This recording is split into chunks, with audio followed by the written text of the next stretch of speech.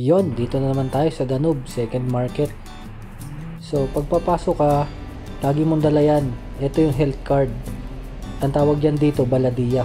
Pero sa atin, yan yung kinukuha natin sa municipal health card. Okay? Diba? So, yon. May mga market na hinahanap yung Baladiya card na yan palagi, daily. So, dito, hindi naman palagi yan hinahanap.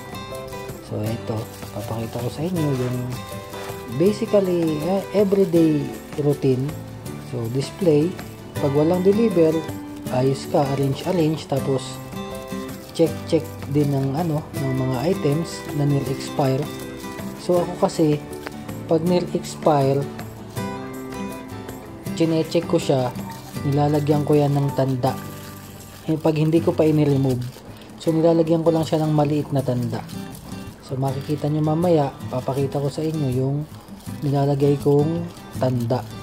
Kasi para madali kong malaman kung ano yung may nil-expire ako. Yan, nakita nyo? Yan, lalagyan ko yan ng tanda. Lalagyan ko lang yun ng maliit na tuldok o kaya maliit na guhit. Yan, katulad yan.